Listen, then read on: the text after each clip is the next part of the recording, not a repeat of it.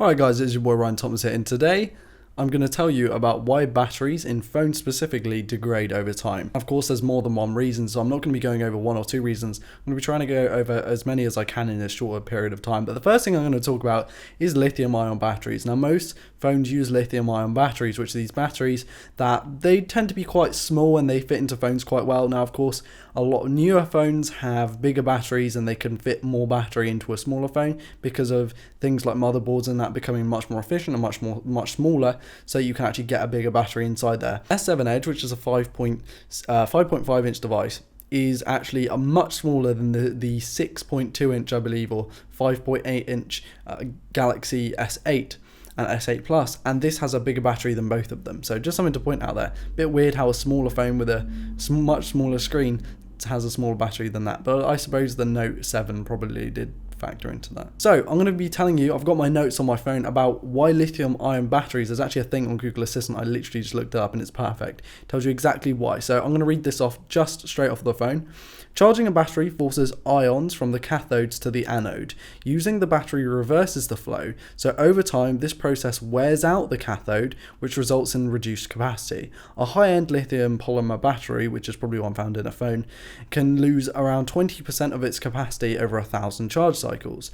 And this is a high quality one, so lower quality ones are definitely going to have a bigger impact, and this explains why over time with more charges your phones do lose battery life, because these probably aren't the highest end batteries that we find in phones, and so even with the highest end possible we get 20% loss over 1,000.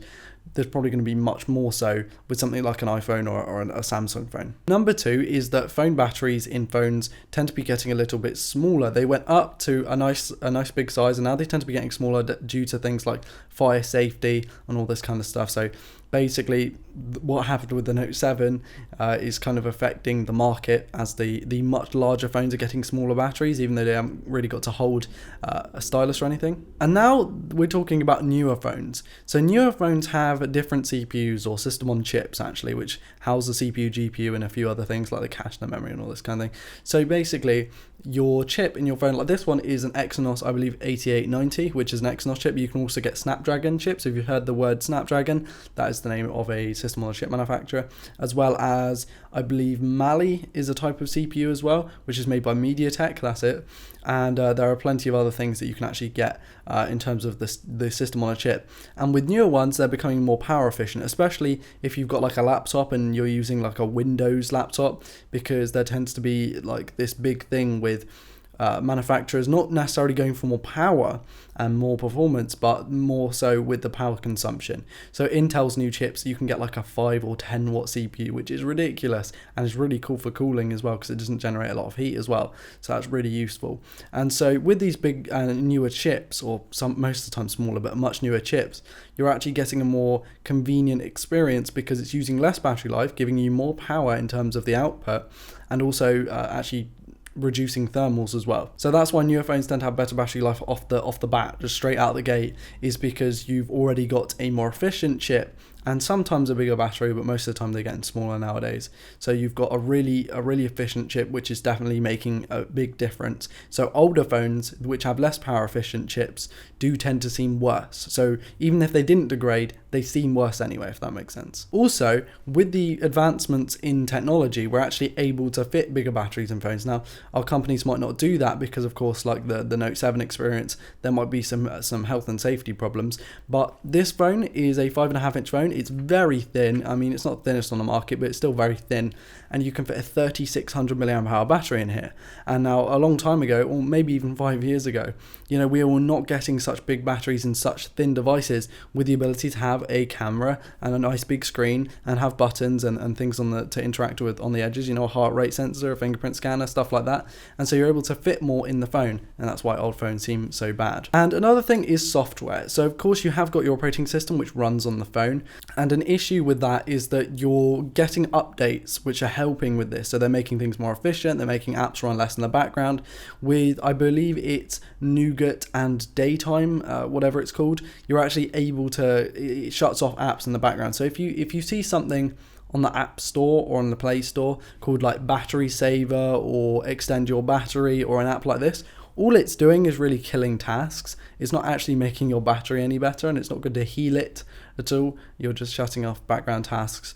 And with modern operating systems like Windows 10, which I hate on the computer behind me, and of course with Android and iOS, there are a lot of background tasks that are taking up a lot of space. They're using RAM, they're using performance, so they're impeding the performance, and especially they're using up your great and powerful battery, which is really not great, because the performance I can live with an 8-core CPU, but I don't think I can quite live with that on the battery life side. And with newer chips, of course, they are being optimized, especially with my performance video where I talked about how phones slow down over time. You get more performance out of it because the chips are newer, and actually the apps seem to work better for them and are designed for them, which means that older phones can tend to work harder, which is what I spoke about in the video. And with this, it actually carries over to battery life, because if your CPU or system on a chip has to work harder and you have to use more RAM and it's more intensive, then obviously your phone's going to run hotter, it's going to consume more power, and the battery life is going to degrade.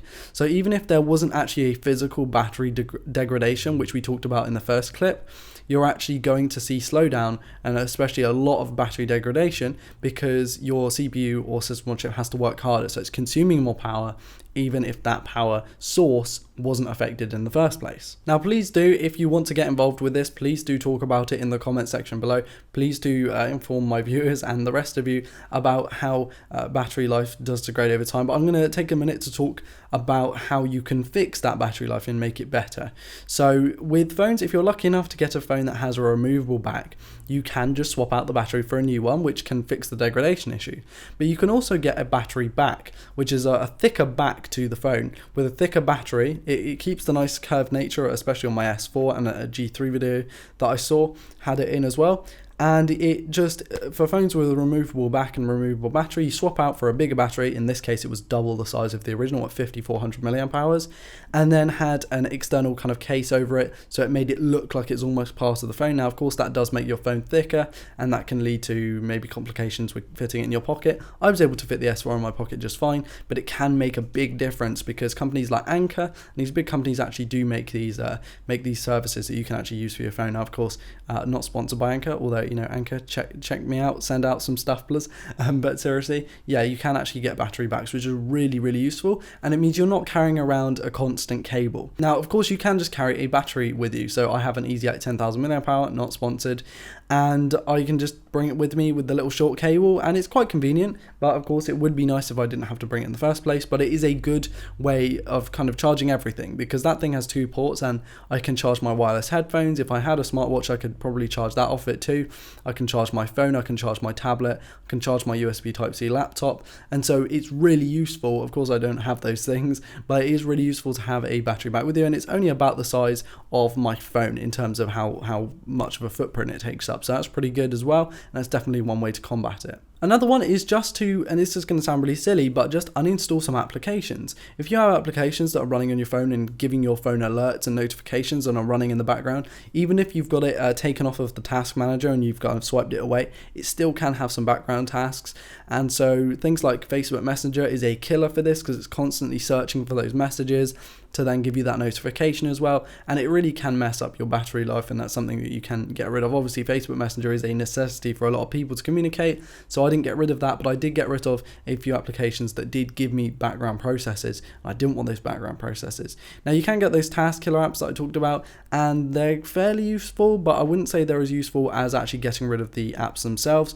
And also, you can just put your phone on silent, or actually I believe Vibrate uses a little bit more battery life than just having it on standard kind of volume is. And also, you know, stop watching YouTube videos on your phone. If you've got a computer, got a tablet, got a laptop, try and do that. I actually have YouTube on my TV, which is super useful. And of course, I shouldn't have to recommend that you carry an extra battery, or that you swap out your battery, or that you get someone to fix the battery, or that you don't use your phone as much, or that you limit the way that you use your phone just to save battery life. I shouldn't be doing this, because we're paying, you know, 600, 700, maybe even £800 for smartphones. So we shouldn't really have to kind of depend on changing our lifestyle just to make it easier for the phone. But then again, the smartphones do make our lives easier, don't they? So that's about it for this video. Hopefully you enjoyed watching, and hopefully this audio is a little bit better. I have got a different microphone arm, so I can actually have my microphone without holding it, and I've got this new setup and everything's changed. So hopefully you've enjoyed, And yeah, please do like this video if you liked it. Please dislike it if you disliked it. Please comment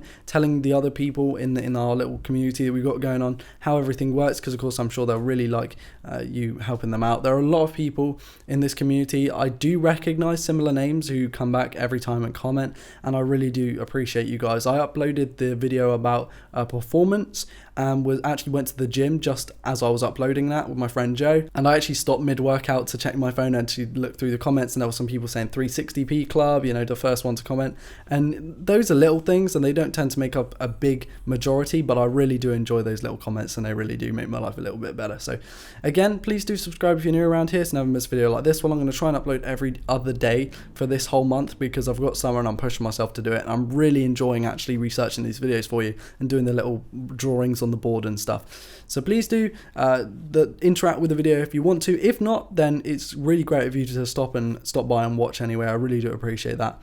And yeah, I've been Ryan Thomas, this has been Fail Tech, and I'll see you in the next one. Peace.